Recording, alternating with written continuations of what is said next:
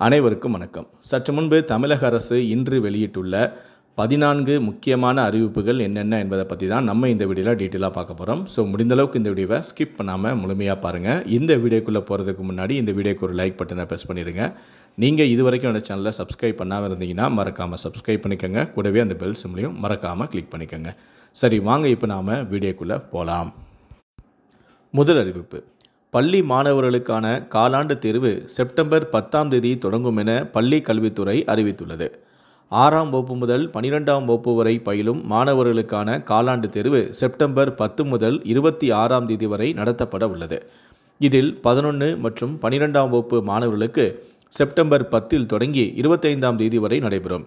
மேலும் 6 முதல் 10ஆம் வகுப்புக்கான தேர்வுகள் செப்டம்பர் 15 தொடங்கி 26ஆம் தேதி வரை நடத்தப்படும் என பள்ளி கல்வித்துறை தெரிவித்துள்ளது. 10, 12ஆம் வகுப்புகளுக்கு காலையிலும் 11ஆம் வகுப்புக்கு மதியமும் தேர்வுகள் நடைபெறும். 6, 8ஆம் வகுப்புகளுக்கு காலையிலும் 7 மற்றும் 9ஆம் வகுப்புகளுக்கு மதியமும் தேர்வு நடத்தப்படும். இதைத் தொடர்ந்து 6ஆம் வகுப்பு முதல் 12ஆம் வகுப்புக்கு செப்டம்பர் 27 முதல் ஆகஸ்ட் 5ஆம் தேதி வரை விடுமுறை வழங்கப்படும் எனவும், இந்த விடுப்பு முடிந்து பள்ளிகள் மீண்டும் அக்டோபர் 6ஆம் தேதி திறக்கப்படும் எனவும் தெரிவிக்கப்பட்டுள்ளது. இரண்டாவது அறிவிப்பு: பள்ளி குழந்தைகளுக்கான ஆதார் பயோமெட்ரிக் அடையாளத்தை புதுப்பிக்க முகாம்களை கட்டாயமாக நடத்தும்படி மாநில அரசுகளுக்கு இந்திய தனித்துவ அடையாள ஆணையம் அறிவுறுத்தியுள்ளது. இதற்காக பள்ளிகளுக்கு என பிரத்யேக செயலி உருவாக்கப்பட்டும் உள்ளது. அதில் 5 முதல் 15 வயது வரையிலான பள்ளி குழந்தைகளின் கைரேகை மற்றும் கண் கருவிழி படலம் பதிவு செய்து புதுப்பிக்கப்பட உள்ளது. மூன்றாவது அறிவிப்பு: தமிழக அரசின் தொழில் முனைவோர் மேம்பாடு மற்றும் புத்தாக்க நிறுவனம் சென்னையில் 3 நாட்கள் தொழில் முனைவோர் மேம்பாடு திட்ட பேக்கரி பொருட்கள் தயாரித்தல் பயிற்சியானது வரும் 1/9/2025 முதல் 3/9/2025 தேதி வரை காலை 10 மணி முதல் மாலை 5 மணி வரை நடைபெற உள்ளது. நான்காவது அறிவிப்பு: வருவாய்த்துறையில் 3 வருடங்களுக்கு கீழ் காலியாக உள்ள அலுவலக உதவியாளர் பணியிடங்களை உடனடியாக நிரப்ப தமிழ்நாடு அரசு உத்தரவிட்டுள்ளது. மாவட்ட ஆட்சியரின் பொது நேர்முக உதவியாளரே விதிகளுக்கு உட்பட்டு இந்த பணியிடங்களை நிரப்பிக் கொள்வதற்கு அனுமதியும் வழங்கப்பட்டுள்ளது.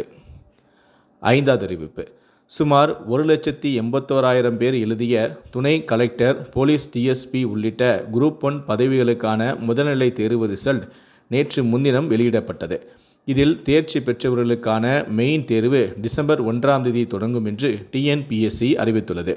மேலும் முதல்நிலை எழுத்துத் தேர்வில் தேர்ச்சி அடைந்தவர்கள் தமிழ்நாடு அரசு கேபிள் டிவி நிறுவனம் நடத்தும் இ-சேவை மையங்கள் வாயிலாக ஆவணங்களை வருகிற 3ஆம் தேதி முதல் 12ஆம் தேதி வரை பதிவேற்றம் செய்து மெயின் தேர்வுக்கு விண்ணப்பிக்க அறிவுறுத்தப்பட்டுள்ளது. ஆறாவது அறிவிப்பு: பராமரிப்பு பணியால் நாளை இரவு 11:20க்கு சென்னை கும்மிடிப்பூண்டி ரயில் ரத்து செய்யப்பட்டுள்ளது. நாளை இரவு 9:25 மணிக்கு கும்மிடிப்பூண்டி சென்னை செல்லும் மின்சார ரயிலும் ரத்து செய்யப்பட்டுள்ளது. நாளை மற்றும் செப்டம்பர் 1இல் பொன்னேரி, கவரப்பேட்டை ரயில் நிலையங்களுக்கு இடையே பராமரிப்பு பணி நடைபெற உள்ளது. ஏழாவது அறிவிப்பு: மூளை தின்னும் அமீபா நோய் பாதிப்பு குணம் குட்டையில் குளிப்பதை மக்கள் தவிர்க்க வேண்டும் என அமைச்சரான மா. சுப்பிரமணியன் பேட்டியளித்திருக்கிறார்.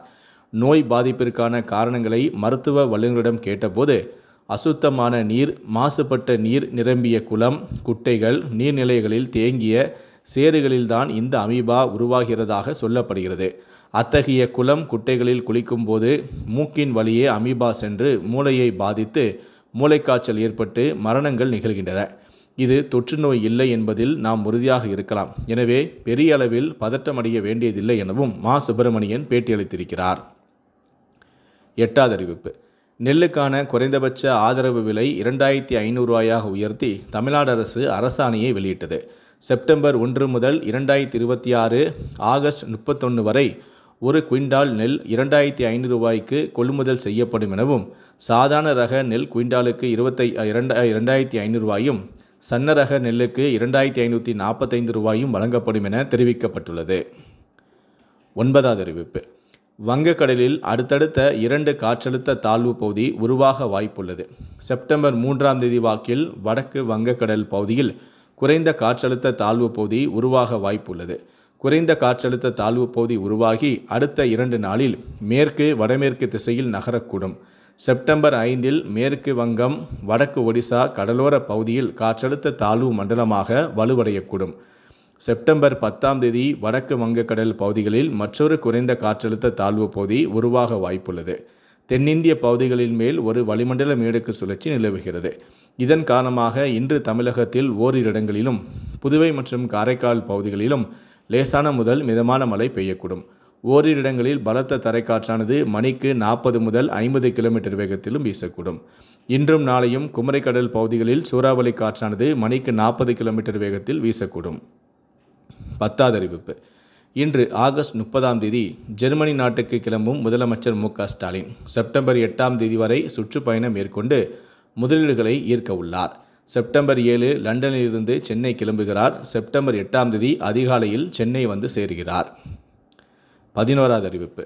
முதலமைச்சரின் தாயுமானவர் திட்டத்தை செயல்படுத்தும் நியாய விலைக்கடை விற்பனையாளர்களுக்கு நாள் ஒன்றுக்கு ₹200 வழங்கப்படும் எனவும், இந்த திட்டம் ஒவ்வொரு மாதத்தின் 2வது சனி மற்றும் ஞாயிற்றுக்கிழமைகளில் செயல்பட வேண்டும் எனவும், அதே நேரம் நியாய விலைக்கடை தொடர்ச்சியாக அடுத்தடுத்த தினங்கள் மூடப்படாமல் இருப்பதை உறுதி செய்திட வேண்டும் எனவும் தமிழ்நாடு அரசு அறிவிப்பொன்றை வெளியிட்டுள்ளது. 12வது அறிவிப்பு. திருவான்மையூர், பாலவாக்கம், உத்தண்டி, குலசேகரப்பட்டினம், கீழ்புதுப்பட்டு மற்றும் சாமியார்பேட்டை ஆகிய 6 கடற்கரைக்கு நீலக்குடி சான்றிதழ் அளிக்கப்பட்டுள்ளது. பணிகளை மேற்கொள்ள ₹24 கோடி ஒதுக்கீடு செய்து தமிழக அரசு அரசாணையை வெளியிட்டுள்ளது. 13வது அறிவிப்பு. தமிழ்நாடு அரசு போக்குவரத்து கழகத்தின் சார்பாக வேளாங்கண்ணி புனித அன்னை ஆரோக்கிய மாதா ஆலய திருவிழாவை முன்னிட்டு 1050 சிறப்பு பேருந்துகள் அடுத்த மாதம் 10ஆம் தேதி வரை இயக்கப்பட உள்ளன. இத்திருவிழாவை முன்னிட்டு இந்த ஆண்டும் பக்தர்களின் வசதிக்காக அரசு விரைவு போக்குவரத்து கழகம் மூலமாக சென்னை, பெங்களூர், தூத்துக்குடி, கன்னியாகுமரி, நாகர்கோயில், திருச்சி, தஞ்சாவூர், சிதம்பரம், பாண்டிச்சேரி, திண்டுக்கல், மணப்பாறை, ஓரியூர் மற்றும் பட்டுக்கோட்டை ஆகிய ஊர்களிலிருந்து வேளாங்கண்ணிக்கு சிறப்பு பேருந்துகள் இயக்கப்பட உள்ளன. அரசு விரைவு போக்குவரத்து கழக பேருந்துகளில் செல்வதற்கு tnstc.in என்ற இணையதளத்திலும் செயலி மூலமாகவும் முன்பதிவு செய்து கொள்ளலாம். 14வது அறிவிப்பு. 2025-26ஆம் கல்வி ஆண்டுக்கான தமிழ் மொழி இலக்கிய திறனறிவு தேர்வு அக்டோபர் 11ஆம் தேதி நடைபெற உள்ளது.